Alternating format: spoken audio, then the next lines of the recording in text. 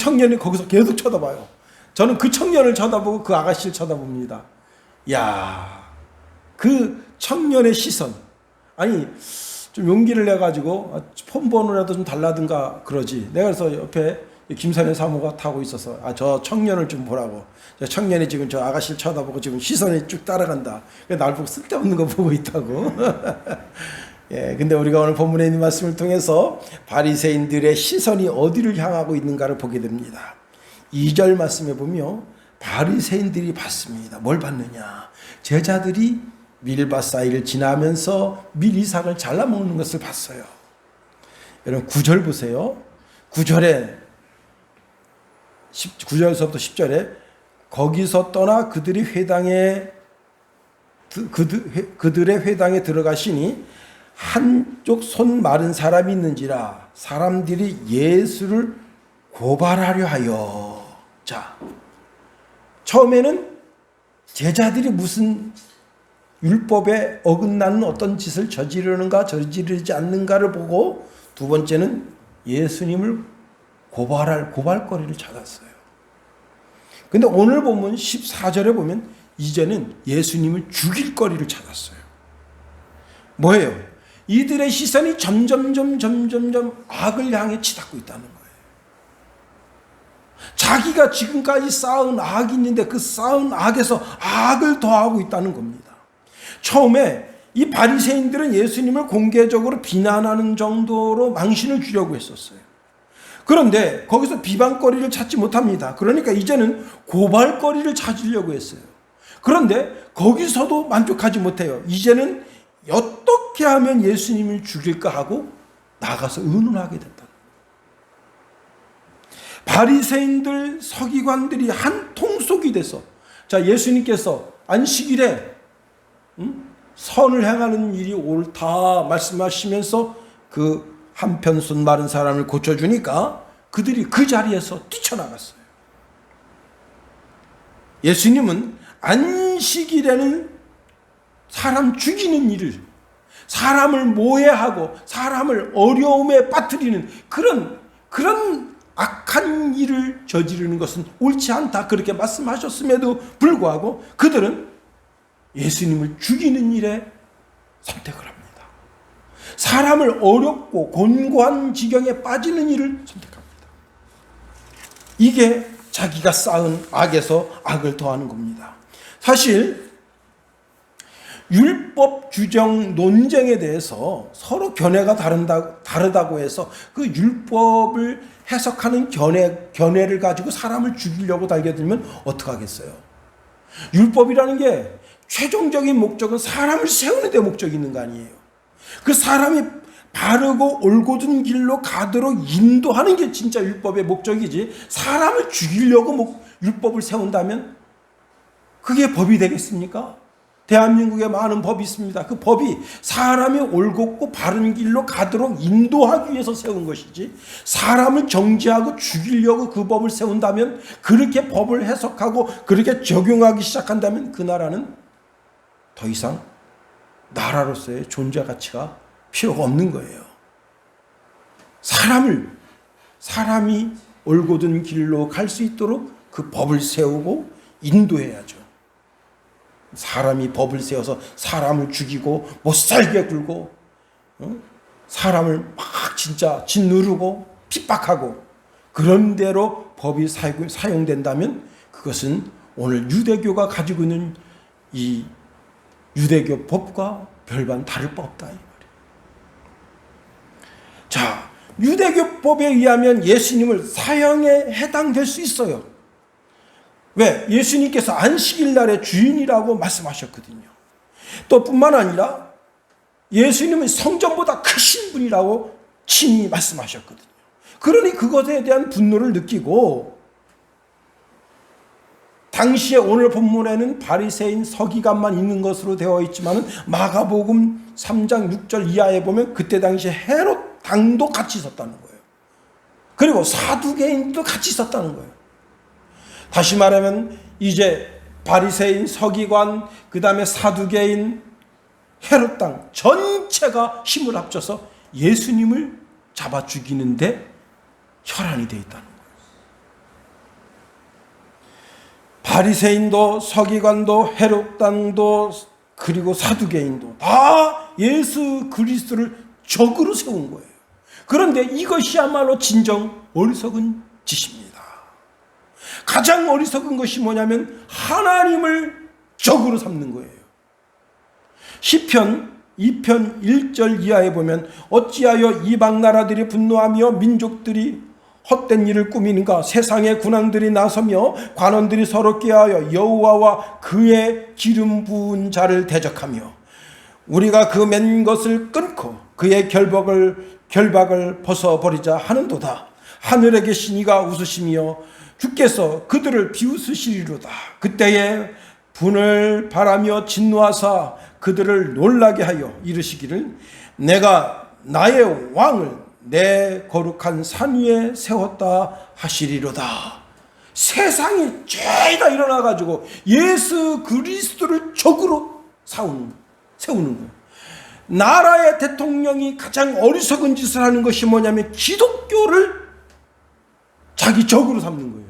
여러분, 박정희도 기독교를 적으로 세워서 기독교를 은근히 탄압하려고 했었어요. 그래서 어떤 사람이 말합니다.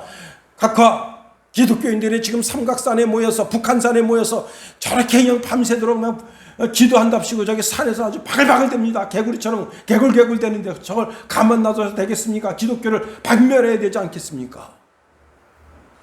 그래서 박정희 대통령이 알았다. 보고 듣고는 3일 뒤에 이제 비서들을 데리고 삼각산에 올라갔습니다. 원래 박정희 대통령도 신앙이 아주 올곧은 사람이에요. 그 사람이 뭐 불교 신자, 뭐 유교 신자가 아닙니다. 기독교 신자예요. 그래서 산에 올라가서 쭉 어떤 여인이 기도하는데 하나님 우리 박정희 대통령에게 지혜와 명철을 주시옵소서. 아니 사람들이 다 자기를 위해서 기도하는데, 응? 참 나라와 민족을 위해서 기도하는데 하나님 남북한 통일되게 해주시옵소서 기도하는데 기독교를 핍박하라고? 그래서 더 기도 잘할 수 있게 도와준 거예요. 근데 삼각산에다가 울타리 친 그런 인간은 누굽니까? 거기 가서 기도도 못하게. 응? 자, 자신 스스로를 그리스도의 대적으로, 예수의 대적으로 자기 자신을 자처하는 거예요. 같은 성경 시편 2편 10절 12절에 보니까 그런즉 군왕들아 너희는 지혜를 얻으며 세상의 재판관들아 너희는 교훈을 받을지어다. 여호와를 경외함으로 섬기고 떨며 즐거워할지어다. 그의 아들에게 입맞추라 했어요. 하나님의 아들이신 예수 그리스도에게 입맞추래요. 입맞춘다고 하는 것은 내가 복종하겠습니다라는 뜻입니다. 내가 그리스도의 말씀에 복종하겠습니다. 자, 그렇게 하나님의 아들이신 그리스도에게 입맞추지 아니하면 어떻게 되느냐? 진노하심으로 너희가 길에서 망한다 했어요. 기독교를 대적한 나라, 안 망한 나라가 없어요. 여러분, 평양은 제2의 예루살렘성이라 했다. 응? 기독교를 박해하고 예수 믿는 사람 다 잡아 죽이니까 여러분 전 세계에서 거지 나라. 응? 거지 나라 됐어요. 거지 나라. 지금 신인근 국방TV에서 나오는데 사성장군 2명을 그 자리에서 총살시켰는데 사성장군 2사람을 불러서 장군이 6인가 된다는데 지금 군인들, 북한 군인들이 너무 지금 식량난 때문에 고통을 당하고 있으니까 평양 시내에 있는 군비 곳간을 열어서 식량을 내주라. 그래가지고 김정은이가 같이 사성장군하고 같이 가보니 곳간에 쌀 한 톨도 없어. 다 뺏쳐먹은 거야 그동안. 그래서 통무 쌀 없어진 이유를 대라고. 대회 이름 운전 못 되는 거예요. 지가 빼서 팔아먹었더니 지 밑에 놈이 빼내서 팔아먹었더니 다. 예? 그게 군비예요. 군비. 전쟁 나면 쓰려고 모아놓은 군 비축민이 그걸 다 빼먹은 거야. 그냥 직접 처분한 거예요. 그런데 그것뿐만 아니에요. 지금 북한이 왜 전쟁을 구식 전쟁을 못하는 거예요. 북한이 왜? 탱크가 기름이 있어야 탱크가 오는데 기름이 없어. 왜? 군 지휘관들이 다 빼서 자기 승용차에 쓴 거예요. 비행기 비축유도 마찬가지. 오직 하나, 핵무기. 그 핵무기 붙잡고 있는 거예요. 왜? 그리스도를 대적하니까 하나님께서 그 나라를 서서히 망하게 하시는 거예요. 전 세계 쫙 보세요. 왜 중국이 몇 년 가지 않아서 망하리라고 지금 세계학자들이 다 말씀하고 있습니까? 선교사 다 내쫓았어. 우리나라에 한 3,600명 정도 되는 선교사들 다 중국에 다 철수했어. 1대1로 하는 나라 있죠. 1대1로 하는 나라. 중국과 1대1로 하는 나라, 모든 나라에 선교사 다 추방했습니다. 왜? 주새끼들 와서 예수 복음 전하니까 다 내쫓아라. 우리 아는 선교사님, 요르단에서 선교 활동 활발하게 하셨는데, 김영섭 선교사님이 쫓겨났어. 몇 년 전에 기도해 주세요. 근데 최경규 목사님 교회에서 5천만 원 대작을 세르비아로 가서 다시 선교 활동을 하세요. 거기 가서 지금 활발하게 하신답니다. 여러분, 그리스도에게 입 맞춰야 돼요. 예수님에게 입 맞춰야 돼요. 그분을 아련하고 그분을 나의 메시아로, 나의 구주로 영접해 드려야 돼요. 여러분, 그분과 화해를 해야 되는 거예요. 예수님과 화해를 해야 되는 거예요. 예수님의 손을 붙잡아야 되는 거예요. 손을 못 잡으면 그 옷자락이라도 붙잡아야 되는 거예요. 꽉 붙잡아야 되는 거예요. 여러분, 예수 그리스도와 입 맞추고 예수 그리스도에게 경배드리고, 그리고 그분 의지해서 하나님 앞으로 한 발자국 나아가야 되는 겁니다. 우리가 그래서 예수 그리스도를 통해서 하나님과 화목하는 단계로 나아가야 되는 거예요. 예수님 때문에 하나님과 대적자가 되는 자는 가장 어리석은 자가 되는 거예요. 예수님 때문에 화목하게 되는 자는 가장 행복한 자가 되는 거예요.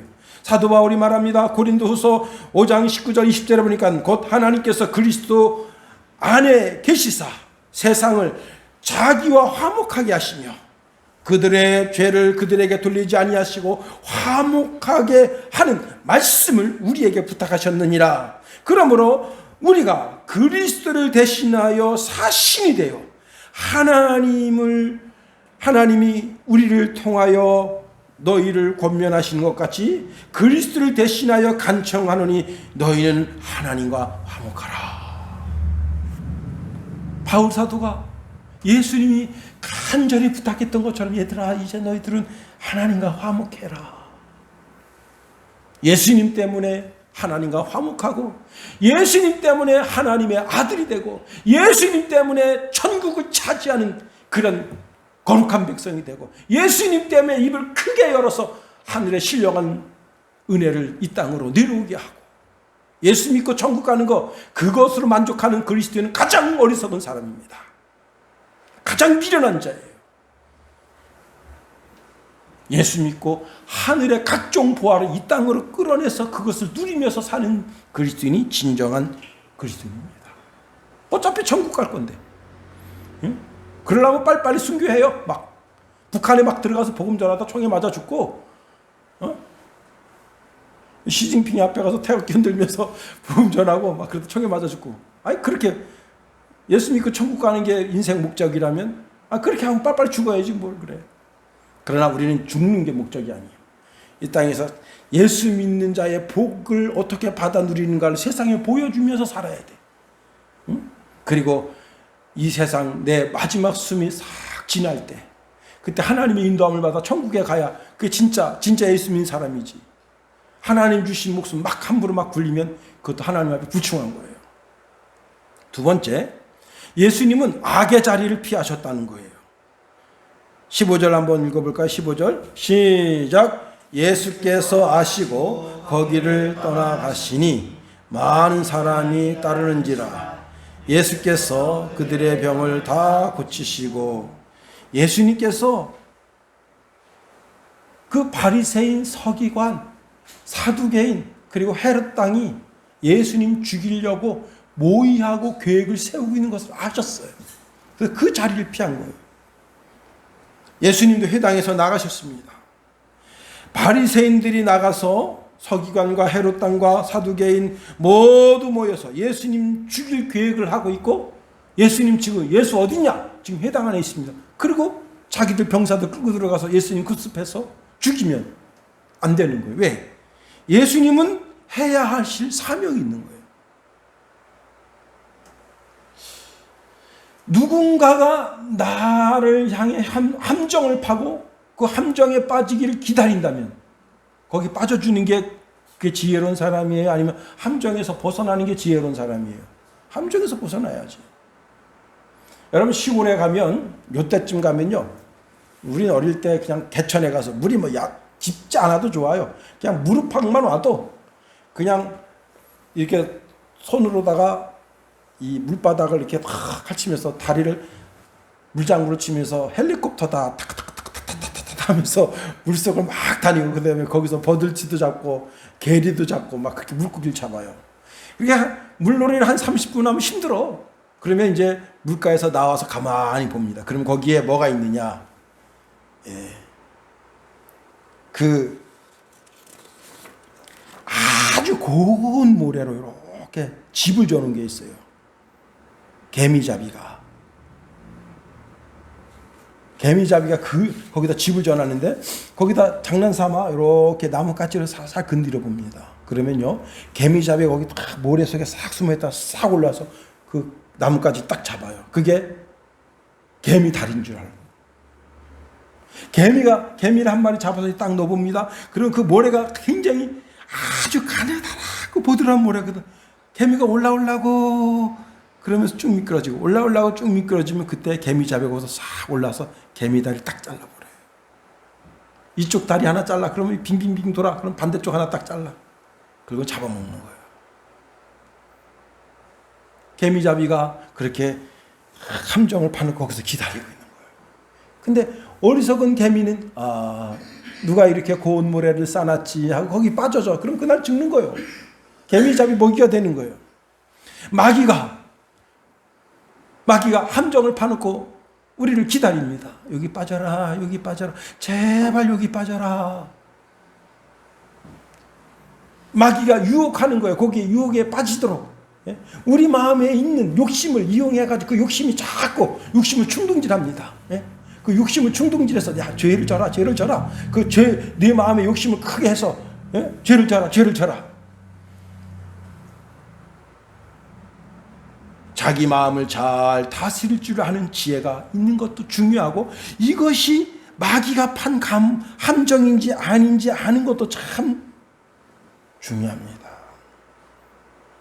이 세상에는 개미잡이처럼 함정을 파놓고 그 함정 속에 그리스도인들이 빠지기를 기다리는 수많은 사악한 바리새인들이 있다는 사실을 알아야 됩니다. 여러분, 우리가 교회를 열심히 다니고 성경적 지식을 가지고 있고 신학적 교리를 안다 할지라도 늘 자기 자신을 돌아봐야 돼요. 이 시대에 많은 사람들이 그리스도의 적으로, 하나님의 적으로 살아갑니다. 자기는 깨끗하게 산다고 생각해요. 안식일도 지키고 주일도 지키고 11조 생활도 하고 감사 생활도 하고 때로는 전도도 하는데, 나 같은 사람 정도면 진짜 하나님 보시기에 괜찮은 사람이지 라고 스스로를 착각하고, 교회의 안적인 존재요, 그리스도의 안적인 존재요, 하나님의 안적인 존재로 살아가는 수많은 그리스도인들이 있다는 사실입니다. 이 사두개인들은요, 나 정도면 됐지 라고 스스로 생각하는 사람들이에요. 나 정도의 신앙이면 됐지, 나 정도의 신앙이면 하나님도 오케이 할 그런 신앙의 사람이 내가 아니면 누구겠나 하고 자기 스스로를 높이는 사람들이에요.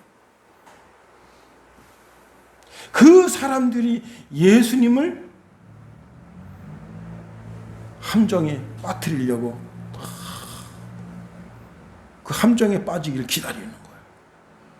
응? 예수님이 그 함정에서 빠져나오시고 지나가셨습니다. 우리도 마찬가지. 우리도 이 땅에 살면서 함정에서 빠져나오는 지혜가 있어야 되는 거예요.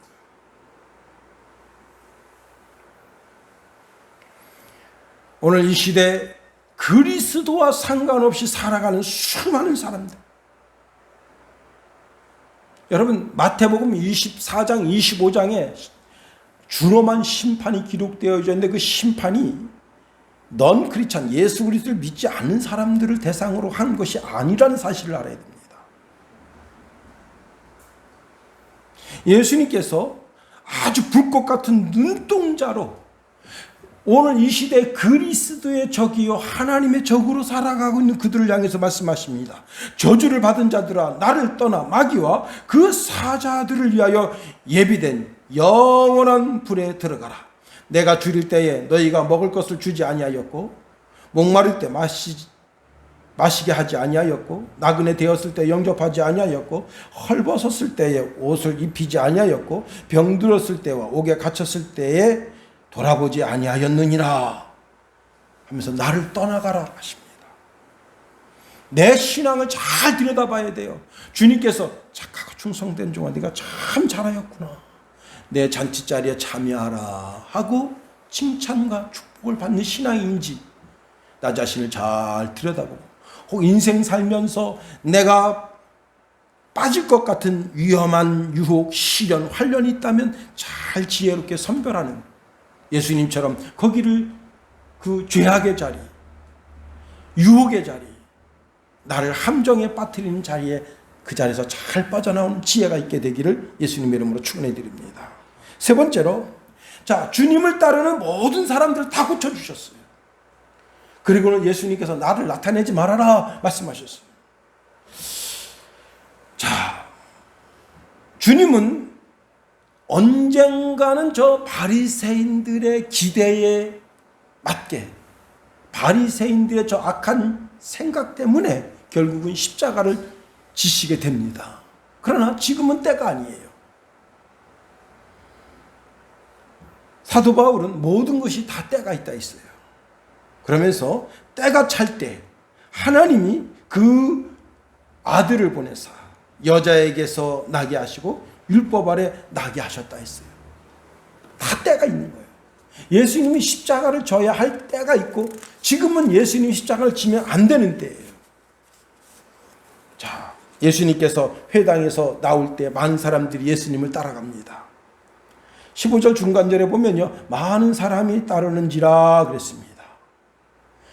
많은 사람들이 회당에서 하신 그 말씀을 듣고 참 예수님은 진리의 말씀을 하시는구나. 저분이 정말 메시아이시구나. 하나님 아들이시구나 하는 믿음이 생겨서 그때부터 예수님을 따르기 시작합니다. 이들이 예수님을 따르는 것은 복음을 듣고 믿음의 확신이 그 심령 가운데 들어서기 시작하기 때문에 믿음을 쫓아 행한 거예요. 그래서 주님을 따르는 그 모든 사람들의 소원을 다 들어주셨어요. 여기 보니까 많은 사람이 따르는지라 예수께서 그들의 병을 다 고치셨다 그랬어요. 그날 병을 고침을 받지 않은 사람이 한 사람도 없습니다. 우리 예수님은 상한 갈대도 꺾지 아니하시고 꺼져가는 등불도 끄지 아니하십니다. 상한 갈대를 보듬어 주셔서 올곧게 잘 자라도록 그 상처받은 부위가 더 견고해지도록 그렇게 힘을 북돋아 주시는 분이시고 등불이 꺼져가면 그 꺼져가는 등불에다가 다시 불꽃을 피워서 더 환하고 아름답게 빛을 비추게 해주시는 분이 바로 우리 주님이시다 하는 겁니다. 그리고 예수님께 오는 사람은 그 누구도 섭섭하게 하신 적이 한 번도 없어요. 거지가 예수님을 찾아왔습니다. 섭섭하게 하신 적이 한 번도 없어요. 모든 사람들이 죄인이고 손가락질하는 그러한 사람이라도 예수님 찾아왔을 때 예수님께서 섭섭하게 하신 적이 없어요. 다 예수님은 사랑으로 보듬어 주셨습니다. 그리고는 주님께서 또 말씀하셔요. 수고하고 무거운 짐진 자들아 다 내게로 오라. 내가 너희를 쉬게 하리라 말씀하십니다. 하나님이신 예수님은 계속해서 이 세상에 초대장을 보내시고 모든 사람들이 다 예수님 사랑 안에 살기를 원하십니다. 예수님께 나오면 손해가 없어요. 15절 하반절 말씀해 보니까 예수께서 그들의 병을 다 고치셨다 했어요. 다 고쳐주셨어요. 요한복음 14장 11절에 보니까 내가 안에 거하고 아버지께서 내 안에 계심을 믿으라. 그렇지 못하겠거든 행하는 그 일로 말미암아 나를 믿으라 했어요. 그게 무슨 일이냐? 예수님이 지금 바리새인들, 사두개인들, 그리고 헤롯 당원들, 서기관들 앞에서 뭐라고 말씀하신 거예요? 이 안식일의 주인이 예수님이라 하셨어요. 안식일의 주인, 즉 하나님 자신이다. 예수님은 내가 하나님 자신이야, 내가 바로 그 메시아야, 하나님의 유일하신 아들이야, 그 말씀을 하신 거예요. 그런데 사람들이 못 믿어. 바리새인들이 못 믿어요. 사두개인들이 못 믿어요. 헤롯 당원이 못 믿어요. 서기관들이 믿을 수가 없어. 근데 예수님께서 뭐라고 말씀하신 거예요? 얘들아, 너들이 말이야 내가 메시아인 것을 못 믿겠거든 내가 하는 일을 보고 나를 믿으라 했어요. 자, 여기 지금 회당에 예수님 회당에 가시는 그날 수많은 사람들이 회당에 쫓아왔다가 예수님께서 회당에서 빠져나가실 때 다 쫓아나왔어. 근데 그 사람들이 거의 다 질병과 질구가 있는 사람들이에요. 심장에 문제가 있든지 혈관에 문제가 있든지 뇌에 문제가 있든지 다 육신의 질병과 질고를, 때로는 병명도 모르죠. 암인데 병명도 몰라. 때로는 에이즈에 걸렸는데 그 이유도 원인도 몰라. 그러나 예수님을 쫓은 거예요. 근데 예수님이 그날 다 고쳐주신 거예요. 한 사람도 이해 없이 모든 사람 섭섭하지 않게 다 고쳐주신 거예요. 그걸 보고 뭘 알아야 되는 거예요? 사람이 그렇게 고칠 수 있어요? 아무리 명이라도. 응? 여러분, 제 아는 권사님 우리 교회도 한번 오셨었는데 2번인가 오셨었나? 그 권사님이 운동하시고 나서 속이 메식메식해서 나 빨리 가야 되겠어요. 그래요 권사님, 오늘 일찍 들어가세요. 그래가지고 집에 갔는데 그 미식미식거리는 게 해결되지가 않아요. 그래서 금요일날 가까운 병원에 갔더니 감기 증상인 것 같습니다. 약 줘줬어요. 안 돼. 토요일날 강대병원 갔어. 남편하고 같이. 강대병원에서도 별거 아닌 것 같으니까 집에 가서 푹 쉬세요. 그리고 일주일 있다가 어지럽고 아무것도 먹은 게 없는데 계속 토가 나고 그래서 119를 불러서 강대병원 갔어요. 꽈리가 부푸는 거야. 여러분, 강대 아무리 내과, 심장과 뭐든 의사든 다 아무리 좋아도 다 소용없어. 꽈리가 부풀어서 하는데 감기 때문에 그런 줄 알고 일주일 동안 감기약만 처방해 주고. 그래서 강대에서 수술했습니다. 안 돼. 1차 수술, 2차 수술 안 돼. 그래서 결국은 서울대학병원 갔어. 거기서 고치고. 예수님께 왔으면 한 방에 고쳐주는 거예요. 그날. 아무 문제 없듯. 응? 목요일날 이제 제가 저녁에 배드민턴 치러 갔는데 어떤 분이 그런 말 합니다. 자기 친구인데, 저보다 1살 많아요, 그분이. 자기 친구인데, 서울대학병원 갔는데 의사가 많이 살아야 3개월 삽니다. 그랬대요. 그래가지고 친구들이 위로한답시고 막 또 만난 거 사주면서 위로하고 그랬는데 20일도 안 돼서 죽었대요. 그러면서 나보고 그래. 목사님 인생이 왜 이렇게 허무해요? 원래 그게 인생입니다. 그러니까 늘 준비를 해야죠. 무슨 준비? 천국 갈 준비를 하고 있어야죠. 응? 여러분, 예수님이 회당에서 나가셨을 때 예수님을 따라왔던 모든 사람들 다 뭐예요? 다 건강하게 됐어요. 그러나 백수까지 살다가 다 죽었어. 영생한 사람이 없습니다. 예수님이 질병을 고쳐주셨지만 그 질병을 통해서 이분이 메시아고 하나님의 아들이시구나, 그것을 통해서 믿고 하나님의 자녀가 되고 영생의 길을 발견하고 그 영혼이 영생하도록 되는 축복을 받아 누리는 길로 나아가는 척도가 된 거예요. 그러나 아담과 하와가 선악과를 따먹게 되면서 온 인류는 죽음이라고 하는 저주 가운데 놓여지게 된 겁니다. 그 누구도 예외일 수가 없어요.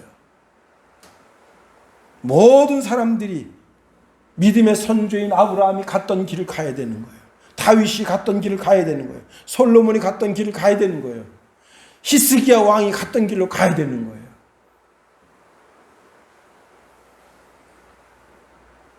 여기서 아주 중요한 것이 있습니다. 이분이 메시아구나. 이분이 하나님 자신이시구나. 이분이 그리스도셔. 여러분, 다 알게 됐어. 왜? 이렇게 모든 사람의 질병을 고치실 수 있는 분은 하나님 자신밖에 없어요. 사람은 안 돼. 우리나라 의술이 굉장히 높대요. 우리나라에서 이제 영국에 유학 간 한 학생이 영국에 가서 이빨이 너무 아파가지고 치과 예약을 했는데 예약하고 2달 만에 갔대요. 2달 만에.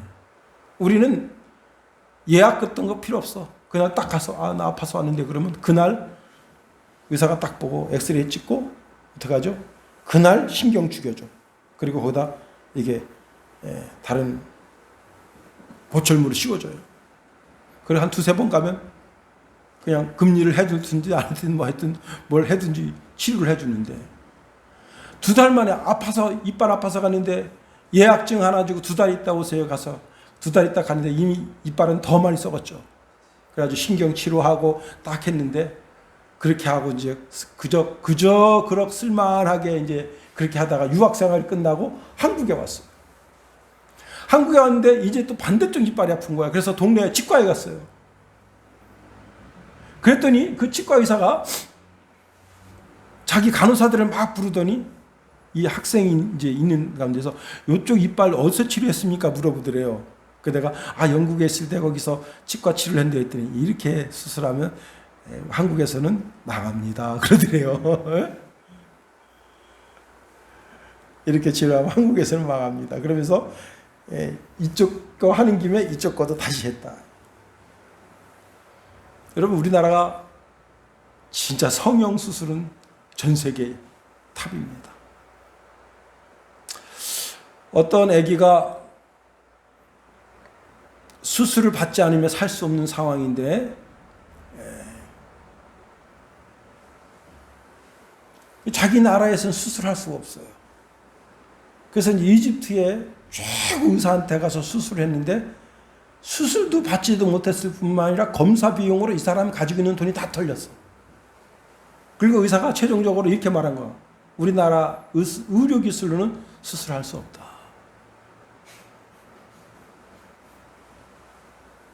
그런 상태에 있는데 우연히 한국 선교사가 그 병원에 들렸다가 나오면서 그 사람을 만난 거예요. 근데 누군가 그런 거예요. 저 사람이 한국 선교사다. 자, 그래가지고 이 사람이 다짜고짜 한국 선교사를 쫓아간 거예요. 그래서 한국 선교사를 만나가지고 손을 붙잡고 나를 도와달라. 여러분 한 번 얼굴이라도 봤어? 뭐 이렇게 끈덕지게 이 사람이 이집트 사람이 자기는 이집트에서 선교 활동하는데 이집트 사람도 아니고 이집트에서 꽤 먼 나라 비행기 타고 2-3시간 있는 나라에서 온 나라예요. 내 이름 생각이 안 나는데 진짜 똥구녕 찢어지게 가난한 나라에서 온 거예요. 자기 전 재산 털어서 그 딸아이 병 고치겠다고. 그래서 이 선교사가 딱하긴 딱한데 응? 당신 보니까 지금 딱하긴 딱한데 글쎄 그 될지 모르겠다고 하여튼 기다려보라. 그래서는 이제 우리나라 세브란스 병원에 전화를 했어요. 지금 연만전만해서 이만저만한데 너희들이 고칠 수 있겠냐 그랬더니 그 정도는 우리가 충분히 고치지. 근데 돈은 있냐? 이렇게 된 거예요. 돈이 있냐? 무슨 돈? 치료비 얼마 드냐? 8천만 원. 지금 국제적 그런 저건데 지금 그냥 어떻게 그렇게 무료로 고쳐주는 그 방법 없겠냐? 그럼 우리가 알아볼 테니까 비행기 타고 보내라. 코로나가 터졌습니다. 비행기가 전면 수습했어. 애는 죽어갑니다. 이 선교사가 그때부터 이 애를 살리기 위해서 길을 열었어. 사방팔방 알아보는데 우리나라 그 민항기가 우리나라 사람만 태우려고 그쪽에 내린 적이 있어요. 그때 쫓아갔어. 지금 세브란스 병원에서 오기만 하면 고쳐준다는데 얘는 이 비행기 못 타면 죽는다. 태워주겠냐? 안 된다. 외국에다 전했어. 외국에다.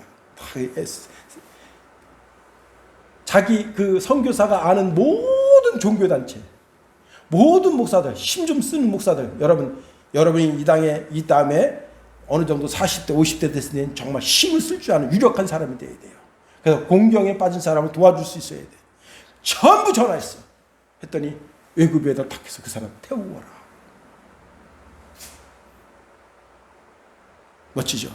그래서 우리나라에 수술했어. 깨끗하게 수술했어. 걸리기는 2달 걸린다고 그랬는데 2달도 걸리지 않고 깨끗하게 됐습니다. 이 사람이 자기 딸 죽는 줄 알았는데 살았으니까 얼태게 나팔을 불기 시작한 거예요. 전 세계에다가 야, 이집트도 못 고치고 자기네 나라 최고 의사도 영국에 가서 수학하고 왔다는데 못 고치는데 이집트의 최고 의사 미국에 가서 뭐 존스 홉킨슨에서 뭐 공부했다는데 그 사람도 못 고치는데 코리아라고 하는 나라에서 고쳤다. 막 나팔을 부른 거예요. 예수님이 나팔 불지 말라 그런 거예요. 많은 사람들이 이 사람이 메시아인데, 이 사람이 하나님 아들이신데, 여기 지금 뭐 어떤 사람은 감기 걸려서 온 사람이야. 까짓 거 금방 자기 자력으로도 고칠 수 있죠. 2, 3일 감기 안고 고침 받을 수 있잖아요. 그런데 암 환자가 왔어요. 자, 여기 문둥병 환자가 왔어요. 여기 어떤 사람이 왔는지 모르지만 불특정 다수가 다 고침 받았어. 이 사람들이 다 나가서 떠들면 어떡하겠어요. 예수님은 공생애를 사시고 그리고 때가 돼야 십자가를 지시는데 예수님의 명성이 더 높아지면 어떡하겠어요. 바리새인들이 가만히 있겠어요. 그래서 예수님이 잠잠하라는 거예요. 나가서 잠잠하라. 응? 오늘 보면 16절 하반절에 보면 자기를 나타내지 말라고 경고하셨으니. 그런데 똑같은 공강복음에 마가복음에 보면 이 사람들이 가서 막 떠들어댄 거예요. 여러분, 우리는 막 떠들어야 될 사명이 있어. 응? 자기를 나타내지 말라고 경고하셨으나 사람들이 나가서 자꾸 마태복음에 보면 예수님이 자기가 메시아인 것을 나타내지 말라고 5번이나 제자들한테 또 수많은 사람들한테 경고했어요. 그런데 그때마다 그 사람들이 예수님 말 안 들었어요. 예수님이 하나님 아드님이시다, 메시아이시다, 나가서 증거했어요. 여러분, 오순절 마가다락방 이 성령 받은 제자들이 나가서 뭘 증거했는 줄 알아요? 예수님이 메시아다, 예수님이 그리스도다, 그거 증거.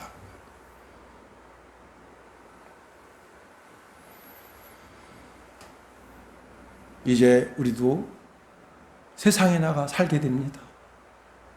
내가 만나는 친구, 내가 교제하는 친구, 선배, 후배, 교수님, 그 누가 됐든지 간에 예수가 그리스도인 것을 증거하는 증거자의 삶을 살아서 오늘 진정한 하나님의 자녀의 삶을 사는 저와 여러분이 다 될 수 있기를 예수님의 이름으로 축원해드립니다.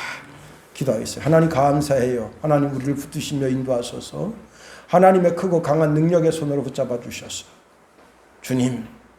주님께서 안식일의 주인이시고 모든 성전의 주가 되심을 나타내신 것 같이 우리가 예수님을 따라가고 예수님과 화목하고 예수님 때문에 하나님과 화목하고 예수님 때문에 천국을 우리의 기업으로 받게 하시고 이 땅에서 하나님의 백성으로 멋지게 살아갈 수 있도록 우리를 늘 붙드시며 인도하소서.